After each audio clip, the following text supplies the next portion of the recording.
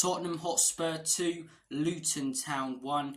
That was the full-time score today at the Tottenham Hotspur Stadium, and man, did we make that a lot more difficult than it needed to be. But we got there in the end, we got the 3 points, and that is all that matters at the end of the day. Look, it wasn't pretty at times. There were many moments in that game where I really thought it wasn't going to be our day. Sonny hitting both posts early on, Alfie Doughty clearing the ball off the line, but we got there in the end. A brilliant finish from Heung-min Son, one of the most clinical players in world football. I'll say it every week and I'll continue saying it. A brilliant finish from him, and we come away with all 3 points. Luton Town, though, fair play to them. They gave us a hell of a game. They give a lot of top teams in this league a hell of a game, and I really do hope that they stay up. I really do hope that they stay up. I have no interest in seeing Forest stay up. Luton Town, as I say, they've got a good set of fans, a good manager, and they made it real difficult for us today and gave us a real fight. So best of luck to them for the rest of their season. But as I say, we got the 3 points in the end. Heung-min Son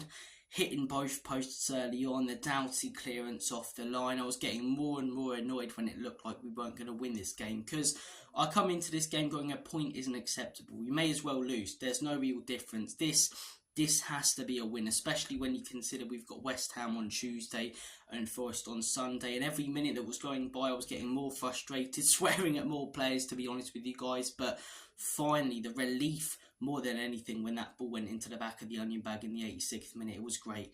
It really was great. And yeah, 900 minutes. We didn't necessarily have to hold on, but we got there in the end. As I say, pressure on Aston Villa. But look, for the neutral, it must have been an interesting game for the neutral. Especially if you're an Arsenal or Chelsea fan, you must have been buzzing after Luton scored 3 minutes in. And it was a brilliant start from them. Really sloppy defending from us. Fantastic goal from Chong. He's been banging in a few this season, to be fair to him. And the rest of that first half, to be 100% honest, I'm not going to beat around the bush. We were an absolute pile of pygmy hippo shite. We really were the rest of that first half. We were struggling to string passes together. Son hit both posts, but that was sort of in a way against the run of play. We didn't deserve to have a chance of that quality. Our play in that first half wasn't great whatsoever, and we just looked void of ideas. We really didn't look like we knew what to do. Ange Postecoglou made a sub at half-time. Brennan Johnson, what an impact he had. As I say, we get a goal early on in the second half, and I thought, yeah, we're going to blitz these lot like we did against Crystal Palace and like we've done against a few teams this season. Brentford at home, where teams have taken an early lead against us, we've struggled to break them down, and we've started the second half off like house on fire and blitzed them. But we got that first goal, and we just couldn't break Luton down. We just couldn't break them down. As I say, the Alfie Doughty goal line clearance, another moment where I just thought that things weren't going to click for us. And the relief seeing that ball go into the back of the net from Sonny's strike, it was fantastic. It really was. And look, an entertaining game. It wasn't a boring one. And yeah, we move on. We move on to Tuesday. The games are coming thick and fast. Now, that's not going to be an easy game whatsoever. They lost 4-3 today to Newcastle. I watched the game. I thought they could have got more than 3 goals. I really thought they should have come away with something. But the momentum that Newcastle built and the atmosphere got them over the line. But West Ham are a very, very decent side. And if we're struggling to break down low blocks and teams are catching us out on the counter-attack with our high line, West Ham are not a team you want to be playing. Jared Bowen up top, very, very dangerous player. Mohamed Kudus in the middle. Paqueta, as I say, going forward. They've got some quality and quick players going forward that really can exploit a high line. So I'm hoping to get something out of that game and then 3 points against Nottingham Forest. And look, I said coming into this run of 3 games, in my opinion, 7 points minimum. 7 points minimum, because yes, they're not going to be easy. Yes, Luton and Forest are fighting relegation, and yes, West Ham are contending for Europe and are a very good side. But look at our fixtures after these, man. Newcastle away. That is not easy whatsoever. That atmosphere there keeps them in games no matter the score. Follow that up with Arsenal at home, then Manchester City at home. May have a chance in that game in the Arsenal one because Derby Day and the atmosphere in Man City, because, you know, we get a lot of good fortune when they come to our ground. But still, 2 of the toughest fixtures in the Premier League, and we think, oh, finally we may get a little bit of rest. Who have we got next? Liverpool away. So it's crucial. It really is crucial in this run, and if we want any hope of not necessarily getting top 4, but top 5 in Champions League with that coefficient, we need to win these 3 games, because Man United, with the likes of Kobbie Mainoo, Garnacho, Højlund getting on some real good form, they look like they're building a little bit of momentum. So look, when you look at that running towards the end of the season, the last 2 games are very winnable, but when you look at that running, we need to be picking up points in the next few. And as I say, at the end of the day, first half performance was very poor today. Second half was a lot better, but I don't care about the performance. I really don't. I care about the points, and we got them today. And look, as someone who does a lot of YouTube, and I'm sure Spurs YouTubers can relate to this, it's really hard to deal with the Spurs loss. It's not like, as I say, it may have been 20 years ago for previous generations where you get bantered by your mates down the pub the next day, read the paper, and that's your lot. Constantly on social media, everywhere you look, on your phone, on your TV, on YouTube, it's being talked about, and your club's being berated, and as I say, there's just so much negativity, and I couldn't be asked for that negativity in the fan base for the next few days. So I really am glad we got over the line.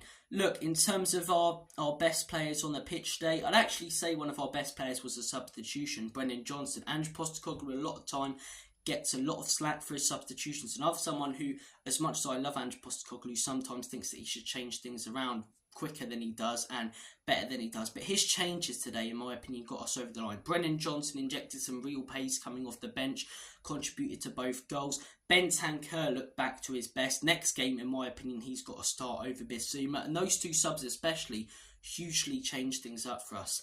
They really did. He made, the substitution with Richarlison towards the end didn't really make that much of an impact. But those two substitutions, changing around the midfield, and then Giovanni Lo Celso as well, he brought on, who looked okay, but Bentancur for Bentancur for Pape Matar and Brennan Johnson for Werner. I looked at those subs at the time, I wasn't sure about them.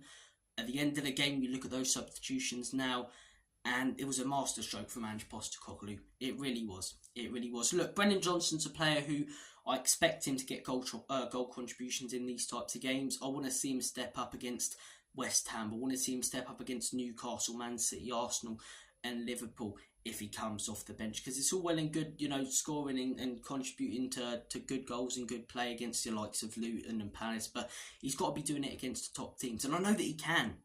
He was brilliant against Aston Villa. So look, Johnson coming off the bench I thought was excellent. Bentancur as well coming off the bench, really, really good.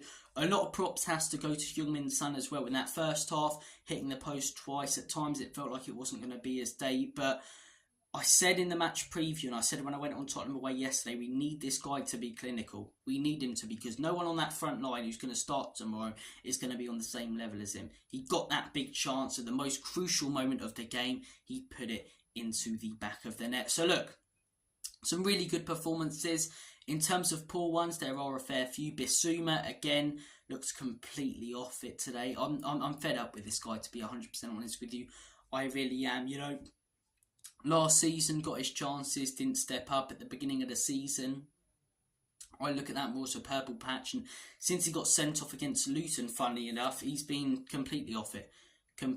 No beating around the bush. He's just not been good enough. And in my opinion, if we're serious about moving forward as a club, we need to be looking at someone such as João Paulinho in the summer, an out-and-out number 6 who's consistent, because Bissouma really hasn't been. And Romero shouting at him to stop being lazy in the first half tells you all you need to know about that guy's performance today.